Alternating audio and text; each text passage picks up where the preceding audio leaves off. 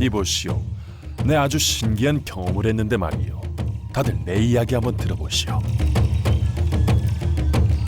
요 며칠 으슬으슬 몸이 떨리는 것이 마치 학질이라도 걸린 듯하여 견딜 수가 없었습니다. 의원에라도 들렀으면 좋겠지만 없는 형편에 그럴 요량도 못 되고 해서 나라에서 운영하는 의료기관인 화리론에 찾아갔다. 그런데 무슨 병자가 이리 많은지 줄을 서서 기다릴 정도인지는 몰랐구려. 화린원에 신통한 치료법이 있다더니 사실이구나 싶었어.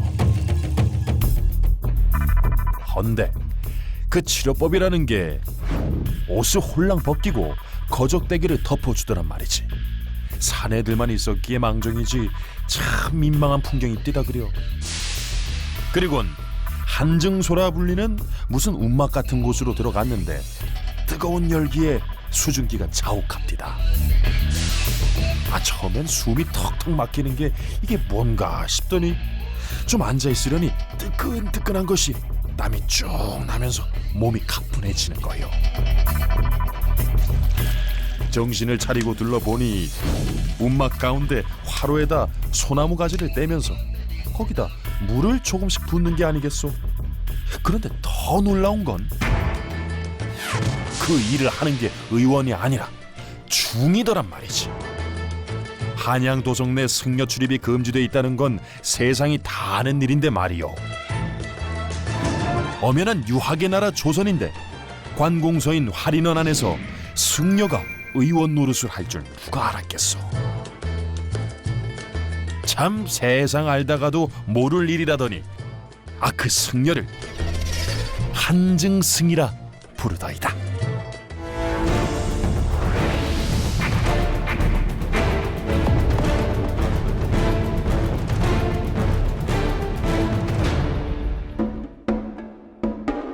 조선시대에도 지금의 찜질방 같은 한증소가 있었습니다. 돌무덤처럼 생긴 한증소는 지금처럼 찜질을 하며 휴식을 취하는 공간은 아니었습니다.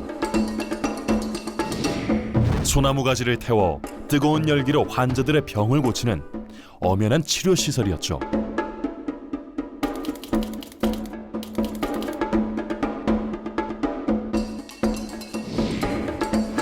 그리고 이 한증소를 관리하던 사람들이 한증승이라 불리던 승려들이었습니다. 그런데 조선은 불교를 배척하고 유학을 국시로 삼았던 나라. 한양을 구성하던 각종 건축물에 유교의 덕목이나 가치가 담긴 이름을 지을 정도였습니다.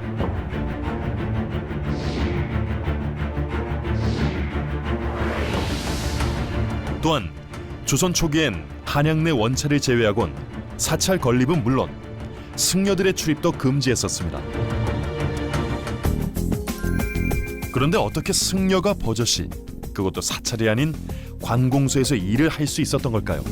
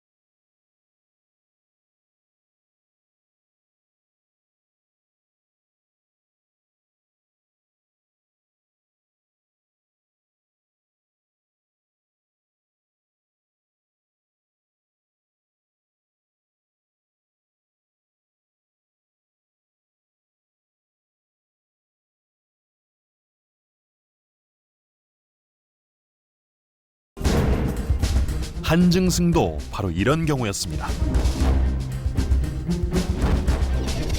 화린원은 일반 백성들을 위한 의료기관이자 오갈 곳 없는 빈민을 돌봐주고 다양한 일을 처리하던 구휼기관이었습니다.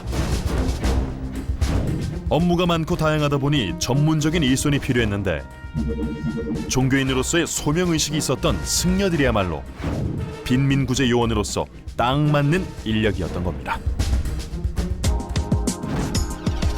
그리고 화린원에는 매골승이라는 승려도 있었는데 치료받던 빈민이 사망하거나 한양 내 연고가 없는 사체가 발견되면 시신을 수습하고 매장하는 일을 담당했습니다.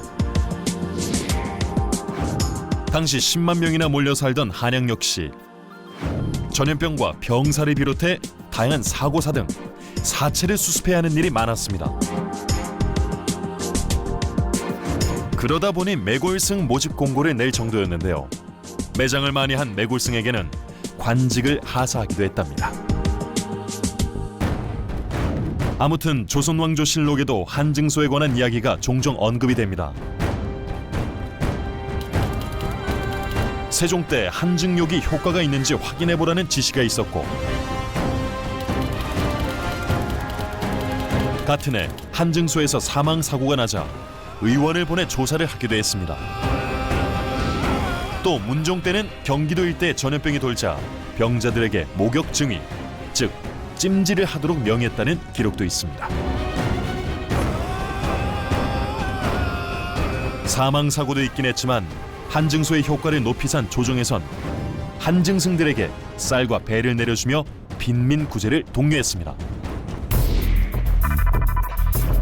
그리고 원래 동활인원과 서활인원에 하나씩 설치돼 있던 한증소에 이용자가 넘치면서 일반 백성용과 천민용 그리고 여성 전용 등 세 군데로 늘어나게 됩니다.